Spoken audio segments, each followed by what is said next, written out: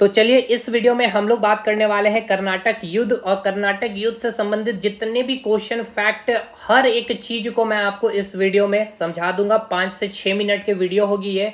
और इसे आप कहाँ पढ़ रहे होते हैं? यूरोप कंपनी का भारत में आगमन, जो मॉडर्न हिस्ट्री का पहला चैप्टर होता है। और इस चैप्टर को मैंने डिटेल ऑलरेडी पढ़ा रखा है, आपको वीडियो की कंप्लीट लिंक कमेंट सेक्शन में मिल जाएगी। तो बिना देर के हुए सेशन स्टार्ट करते हैं। देखिए, कर्नाटक युद्ध को सबसे पहले 3 इंपॉर्टेंट फैक्ट से आपको याद रखना है कि ये जो कर्नाटक युद्ध जो लड़ा गया था किस तट के किनारे, तो आपको याद रखना है कोरोमंडल तट के किनारे। किसके किसके बीच में ये युद्ध हुई थी? अंग्रेज और फ्रांसीसी के बीच में युद्ध हुई थी। और ये कर्नाटक युद्ध कितने हुए थे? तो 3 कर्नाटक युद्ध हुए थे।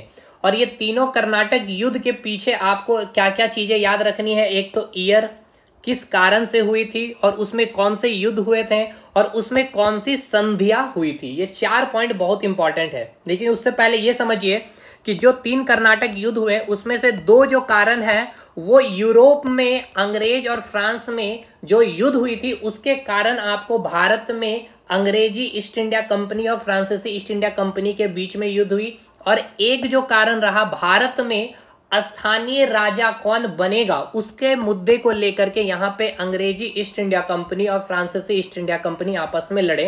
तो ये 3 युद्ध के 2 कारण क्या है? एक तो यूरोप का कारण होगा और एक इंडिया में कारण होगा। तो भाई देखिए, अगर यूरोप में अंग्रेज और फ्रांस लड़ रहे हैं तो यहाँ पे जो भी संधि होगी यूरोप में होगी। तो यूरोप में अगर संधि होगी तो जो भी नाम होगा उस संधि का यूरोप के किसी देश के नाम से, जैसे कि पेरिस की संधि या एक्सला सेपल की संधि या आचेन की संधि। ये एक्सला सेपल जिसका अभी नया नाम आचेन कर दिया गया, यह एक जगह का नाम है इसीलिए, ठीक है। और एक संधि आप पढ़ेंगे पांडिचेरी के संधि। और ये पांडिचेरी कहाँ है भाई? भारत में एक केंद्र शासित प्रदेश है।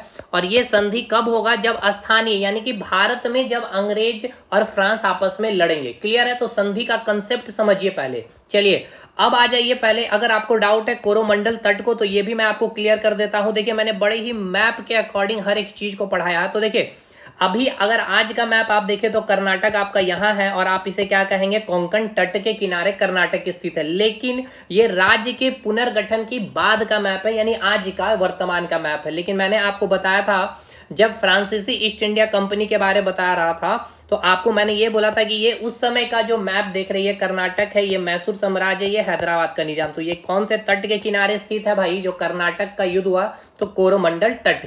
तो ये आप डिटेल वहां पे देख लेंगे, वीडियो आपको कमेंट सेक्शन में मिल भी जाएगा। तो चलिए 3 सवाल। कर्नाटक युद्ध, कोरोमंडल तट, अंग्रेज फ्रांसीसियों के बीच ये युद्ध हुई थी। 3 कर्नाटक युद्ध हुई थी। 3 में से जो 2 कारण रहा है वो कारण क्या रहा है? यूरोप में अंग्रेज और फ्रांस आपस में लड़े थे।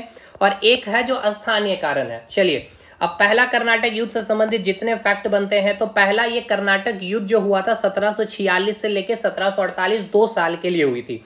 कारण क्या रहा था कि यूरोप का एक देश है ऑस्ट्रिया, ठीक है ना, ऑस्ट्रिया, ठीक है, ऑस्ट्रिया की राजधानी वियना होती है। अब इस ऑस्ट्रिया देश में कौन अपना एक अधिकार रखेगा या फिर उत्तराधिकार या उस पर अपना हक या उस पर अपना कब्जा करेगा, इसके लिए अंग्रेज और फ्रांस आपस में लड़े।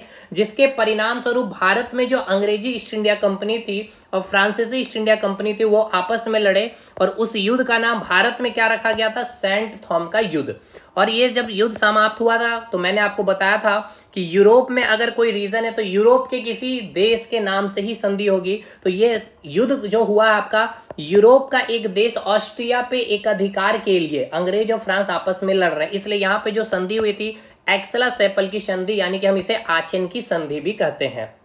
दूसरा जो कर्नाटक युद्ध हुआ वो आपका अगले साल ही 1749 से लेकर 5 साल तक 1754 तक चलेगी। इसका जो कारण था स्थानीय रीजन, यानी कि ये जो कारण मैंने बताया था, जो स्थानीय रीजन है कि कर्नाटक और जो हैदराबाद देख रहे हैं ना, यहाँ पे कौन अगला नवाब या निजाम बनेगा, इसके लिए अंग्रेज और फ्रांसीसी आपस में लड़े।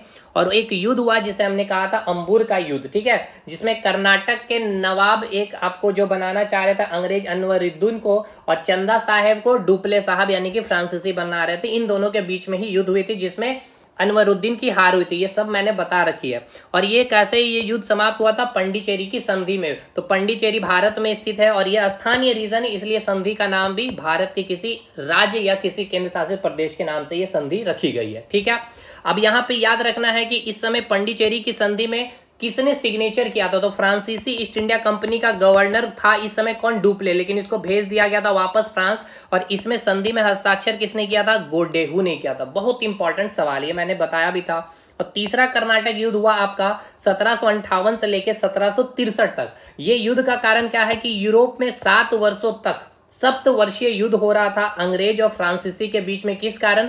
कनाडा पे अपना उत्तराधिकार के लिए, कि कनाडा पर किसका कब्जा होगा। अंग्रेज और फ्रांस आपस में लड़ रहे थे 7 वर्षों से, 1756 से लेकर 1763 तक। और भारत में तीसरा कर्नाटक युद्ध इसी के कारण हुआ 1758 से 1763। तो देखिए यूरोप एक कारण है, तो इसका संधि भी क्या होगा? तो वहीं यहाँ पे संधि भी क्या होगा? यूरोप के किसी देश के नाम से, यानी पेरिस की संधि से ये युद्ध समाप्त हुआ।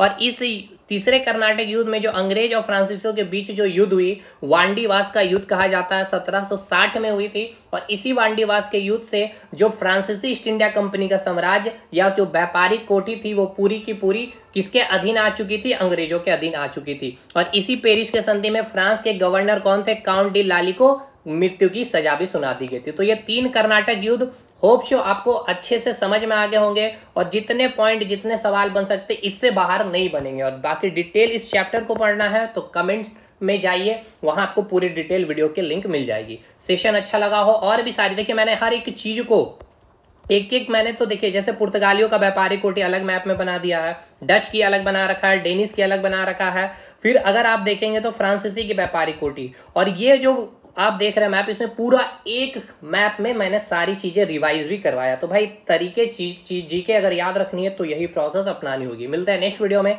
तब तक के लिए धन्यवाद।